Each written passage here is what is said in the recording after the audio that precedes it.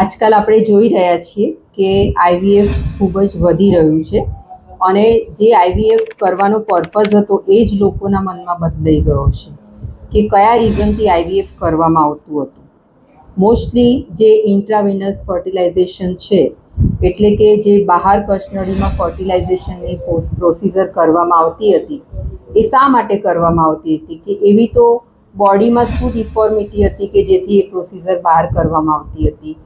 એના બદલે હવે ઇન જનરલ બીજા બધા બી કોમ્પ્લિકેશન હોય તો પણ આ પ્રોસિજર કરવામાં આવે છે। તો સૌથી પહેલાં તો એ સમજવાનું કે આઈવીએફ કયા વ્યક્તિઓને જરૂરી છે, કપલ ક્યારેક આઈવીએફ ચૂઝ કરવું જોઈએ। તો પહેલો તો એ ફેક્ટર છે કે જ્યારે ફિમેલની ટ્યુબ બ્લોકેજ હોય, કે જ્યાં બંને બીજ મળતા હોય એ રસ્તો જ બ્લોક છે, તો જે ઇનિશિયલ 4-5 દિવસનો ગ્રોથ છે અને બંનેને બીજ મળવાની પ્રોસિજર છે એ થવાનો રસ્તો બંધ હોવાના લીધે એ થઈ શકતું નથી। ત્યારે તમારા માટે આઈવીએફ ચૂઝ કરવું એ ખૂબ જ જરૂરી બની જાય છે।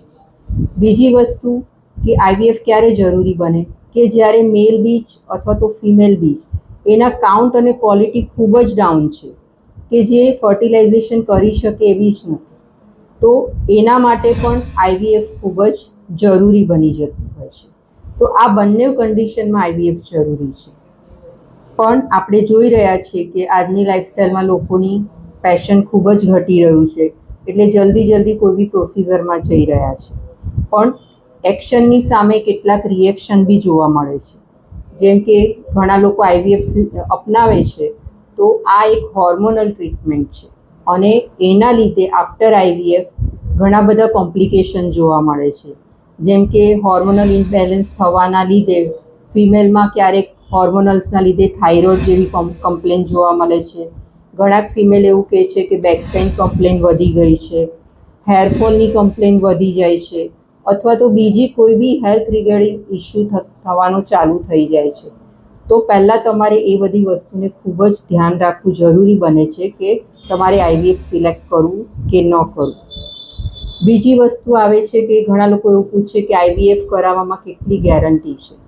તો આ એક પ્રોસિજર છે કે જે પ્રોસિજર માટે એવું નથી કે 100% તમને વર્ક કરશે, કારણ કે ક્વોલિટી મેટર કરે છે। જ્યારે બીજની ક્વોલિટી સારી હશે તો જ તમારી આખી પ્રોસિજર ખૂબ જ સારી રીતે થશે અને બીજનું સ્થાપન માટે તમારું માઇન્ડસેટ પણ સારું હશે, તમારો ડાયટ, ન્યુટ્રિશનની સાથે સાથે તમારી મેન્ટાલિટી જેટલી પોઝિટિવ હશે એટલો તમને આઈવીએફનો સક્સેસ રેટ ખૂબ જ સારી રીતે મળશે।